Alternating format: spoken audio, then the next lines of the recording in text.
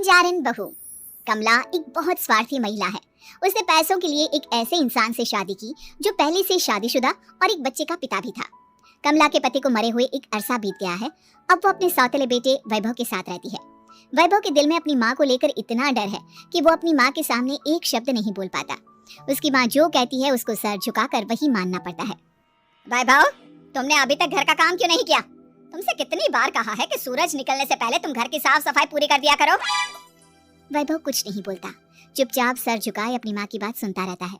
तभी पास में खड़ा नौकर सुखराम कहता है, मालकिन, वैभव बाबा को रात से तेज बुखार है, इसलिए वो सुबह जल्दी उठ नहीं पाए। उनके बदले मैं घर की साफ सफाई कर देता हूँ। इसे कोई बुखार नहीं है, मैं इसे अच्छी तरह से जानती हूँ।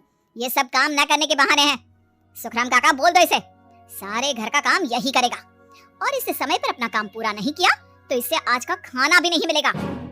मगर मालकिन, वैभव बाबा की सच में ही तबीयत खराब है, आप एक बार देख तो लीजिए।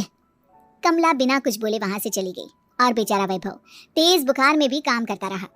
कमला वैभव की शादी एक ऐसी लड़की से कराना चाहती थी जो अनपढ़ हो और कमला से इसी तरह डरे जिस तरह वैभव डरता है, ताकि वैभव की सारी जायदाद और धन दौलत उसकी मुट्ठी में रहे। लेकिन आज के जमाने में ऐसी लड़की मिलना मुश्किल है। कमला कार में यही सब कुछ सोचती जा रही थी कि तभी रास्ते में, अरे ड्राइवर, तुमने कार क्यों रोक दी और ये इतना शोर कैसा? मैडम, आगे कुछ बंजारों का खेल चल रहा है, इसलिए भीड़ लगी है। मैं अभी भीड़ को साइड में करवाकर कार निकालता हूँ। ड्राइवर भीड़ को साइड करके कार निकालने की कोशिश करने लगा कि तभी कमला की नजर रस्सी पर चल रही एक फुलवा नाम की बंजारन पर पड़ी। क्यों ना मैं इस बंजारन की शादी वैभव से करा दूं? ये तो अनपढ़ लग रही है, मेरे पैरों तले दबकर भी रहेगी। मुझे अभी इसके माँ बाप से बात करनी होगी। ये सोचकर कमला ने उन बंजारों से बात की और उन्हें शाम को अपने घर बुलाया। फुलवा के माता पिता वहां उसे लेकर आ गए। उन्होंने इतना आलीशान घर पहले कभी नहीं देखा था। अच्छा हुआ आप लोग आ गए। देखिए, मुझे घुमा फिरा कर बात करने की आदत नहीं है, इसलिए सीधे सीधे मुद्दे पर आती हूँ। मुझे आपकी बेटी बहुत पसंद है। मैं अपने इकलौते बेटे की शादी आपकी बेटी फुलवा से कराना चाहती हूँ। इसके बदले में आप जो चाहो वो ले सकती है। तभी फुलवा की माँ कहती है, ये क्या कह रही है मैम साहब, कहीं आप हमारी गरीबी का मजाक तो नहीं उड़ा रही ना? आप मेरे बेटे से मिल लो। अगर आपको मेरा बेटा पसंद आता है तो मैं कल से ही शादी की तैयारी शुरू कर दूंगी। सुखराम, सुखराम, वैभव को लेकर आओ। फुलवा अपनी माँ के कान में फुसफुसाती है, माँ, कहीं इस मेम साहब का छोरा पागल तो ना है? फुलवा अपनी माँ से बात कर रही होती है कि वैभव वहां आता है। फुलवा उसे देखती ही रह जाती है और उसके माता पिता उसकी शादी तय कर देते हैं। शादी वाले दिन किसी को फुलवा और वैभव की बेमेल विवाह की बात समझ में नहीं आती। फिर भी एक औरत कमला से पूछ ही लेती है, कमला जी, आपने अपने इकलौते बेटे की शादी देहाती गवार से क्यों करा दी? ये बंजारन आपके घर की बहू बनने लायक तो नहीं है। कम से कम अपने स्टेटस का ही ख्याल कर लिया होता। बहू तो अपने टक्कर की लाती, आपने तो बंजारन को ही बहू बना लिया। अब कमला को समझ में नहीं आ रहा था कि इस बात का क्या जवाब दे। वो कुछ देर चुप रही और सोच समझ कर कहती है, बहन जी, आपको तो पता है आजकल के बच्चे किसी की बात कहाँ सुनते हैं। मैं तो अपनी बहू एक पढ़ी लिखी और अपनी सोसाइटी की ही ढूंढ रही थी। लेकिन मेरे बेटे ने मेरे सामने इस बंजारन को लाकर खड़ा कर दिया। बोला कि मैं शादी करूंगा तो इसी से। अब भला मैं क्या करती, मुझे अपने बेटे के सामने झुकना ही पड़ा। कमला की ये बातें सुखराम भी सुन रहा था। उसने ये सारी बातें वैभव को जाकर बता दी। काका, मैं तो फुलवा को जानता भी नहीं, फिर माँ मेरे बारे में झूठ क्यों कह रही है? अरे बेटा, तुम कितने भोले हो, तुम्हें कुछ भी नहीं पता। तुम्हारे पिता अपनी सारी संपत्ति तुम्हारे नाम करके गए हैं। तुम्हारी माँ नहीं चाहती कि यह संपत्ति तुम्हें मिले, इसलिए उन्होंने तुम्हारी अनपढ़ लड़की से शादी करवाई ताकि तुम्हारी तरह वो भी अपने हक के लिए आवाज ना उठा सके। सुखराम काका, मैं क्या करूँ, आप ही बताओ। माँ के सामने आते ही मेरे हाथ पैर कांपने लगते हैं। मैं माँ को कुछ भी नहीं कह पाता। वे दोनों बात कर ही रहे थे कि अचानक कमला वहां गई। कमला को देखकर दोनों घबरा गए। तुम दोनों फिर कभी बातें कर लेना, अभी फेरों का समय हो गया है, चलो जल्दी आओ। इस तरह फुलवा और वैभव की शादी हो गई। अगले दिन कमला ने फुलवा को बुलाया और उसे नसीहत देने लगी। देख बंजारन, तुझे मैंने अपनी बहू बना तो लिया है, लेकिन तुझे इस घर में आँख कान मुंह बंद करके रहना होगा। घर का काम कर और अपने पति से मतलब रख, समझी? कमला का ऐसा रवैया फुलवा को बिल्कुल समझ में नहीं आया। उसने वैभव से इस बारे में बात की।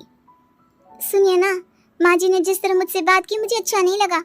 शादी से पहले तो वो मुझसे बहुत अच्छे से बात कर रही थी, लेकिन शादी के बाद उन्हें क्या हो गया? तुम ज्यादा मत सोचो, जैसा माँ कहती है वैसा ही करो। ये कहकर वैभव वहां से चला गया। अगले दिन वैभव को घर के नौकरों की तरह काम करता देख फुलवा को बहुत हैरानी हुई। फुलवा ने इस बारे में सुखराम काका से बात की तो सुखराम काका ने फुलवा को सारी बात बता दी। अब फुलवा को समझ में आ गया कि उसकी सास ने एक बंजारन को बहू क्यों बनाया। एक दिन वैभव घर का काम कर रहा था, तभी उससे कांच की प्लेट टूट गई। किसने गिराई ये कांच की प्लेट? वैभव को वहां खड़ा देख कमला ने छड़ी से उसे मारना शुरू कर दिया। उसके पैर में कांच चुभ गया और खून बहने लगा, लेकिन फिर भी कमला उसे मारी जा रही थी। ये देखकर फुलवा ने कमला के हाथ से छड़ी छीन ली और तोड़कर फेंक दी। बंजारन, तेरी इतनी हिम्मत, तूने मेरे हाथ से छड़ी छीनी? कमला फुलवा को थप्पड़ मारने ही वाली थी कि फुलवा उसका हाथ पकड़ लेती है। ओ सस मां, मैंने माम की गुड़िया ना समझ लियो। बंजारन, ईंट का जवाब पत्थर से देना जानती हूँ। आज के बाद मेरे या वैभव जी के ऊपर हाथ उठाने की सोचियो भी ना, समझी ससु मां? ये कहकर फुलवा वैभव को लेकर वहां से चली गई। उसने वैभव के पैर पर पट्टी बांधी, उसके आंसू पोंछे। वैभव ने पहली बार किसी के दिल में अपने लिए इतना प्यार महसूस किया। अब फुलवा वैभव का हर काम में हाथ बटाती, उसका बहुत ख्याल रखती। इस तरह दोनों बहुत ज्यादा नजदीक आ गए। वहीं दूसरी ओर कमला सारी जायदाद अपने नाम करने की साजिश करने लगी। और एक दिन, वैभव, जल्दी बाहर आओ। कमला की आवाज सुनकर वैभव और फुलवा अपने कमरे से बाहर आ गए। जी माँ, आपने बुलाया? ये ले, इन कागजों पर साइन कर दे। वैभव कागजों पर साइन करने ही वाला था कि फुलवा वैभव के हाथ से पेन छीनकर कहती है, ना वैभव जी, आप इस पर हस्ताक्षर नहीं करेंगे। आओ बंजारन, मैं तुझसे बात नहीं कर रही। ये बात मेरे और मेरे बेटे के बीच की है। चुपचाप पेन दे दे, नहीं तो तेरी खाल उधेड़ लूंगी। ससु मां, बंजारन की खाल इतनी भी ढीली ना होवे कि कोई भी उधेड़ लेवे। जो यकीन ना आता हो तो देख ले उतार के। और हाँ, बंजारन जरूर हूँ पर अनपढ़ ना हूँ। मन ने भी पता है कि किसी भी कागज पर साइन करने से पहले उसे अच्छी तरह पढ़ लेवे हैं। पेन देती है या नहीं? ये कहकर कमला फुलवा को मारने आई तो फुलवा ने कमला को धक्का दे दिया और वो नीचे गिर गई। कमला डरकर वहां से भाग गई। अब फुलवा ने वो कागज उठाए और वैभव के साथ सीधा वकील के पास चली गई। वकील ने वो कागज देखी और फुलवा को बताया, वैभव के पिता की सारी जायदाद और संपत्ति वैभव के नाम है, लेकिन वैभव की सौतेली माँ इस संपत्ति को अपने नाम कराना चाहती है, इसलिए इन कागजों पर वो साइन करा रही थी। तो अब हमें क्या करना चाहिए वकील साहब? वकील ने फुलवा और वैभव को सब कुछ अच्छी तरह से समझा दिया। अब दोनों घर पर पुलिस को लेकर पहुंचे। कमला पुलिस को देखकर घबरा गई। पुलिस ने कहा, आपके नाम की कंप्लेंट हुई है, आपको हमारे साथ थाने चलना होगा।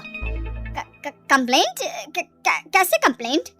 आप अपने सौतेले बेटे पर बहुत अत्याचार करती हो, धोखे से सारी जायदाद अपने नाम करा रही थी।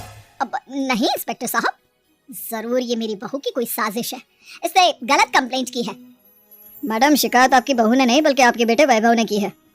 कमला वैभव का नाम सुनकर दंग रह गई। जिस बेटे ने कभी उसके सामने सर नहीं उठाया था, आज वही बेटा उसके सामने पुलिस को ले आया है। वैभव, तुम्हारी इतनी हिम्मत कि तुम पुलिस को ले आए?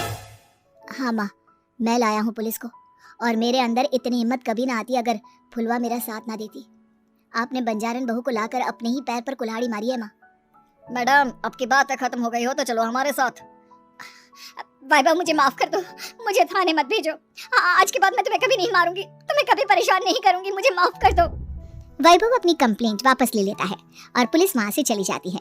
वैभव अपनी सौतेली माँ से कहता है, मैंने पुलिस को वापस तो भेज दिया है, लेकिन मैं आपको माफ नहीं कर सकता। आपने बचपन से आज तक कभी मेरे सर पर हाथ नहीं रखा, हमेशा मुझे मारती रही, नौकरों की तरह बर्ताव करती रही। आप इस घर में नहीं रह सकती, चली जाइए यहाँ से। कमला घर छोड़कर चली गई और सड़क किनारे खड़ी होकर सोचने लगी, काश मैंने वैभव को माँ की तरह प्यार किया होता तो आज मैं इस तरह से बेसहारा ना होती।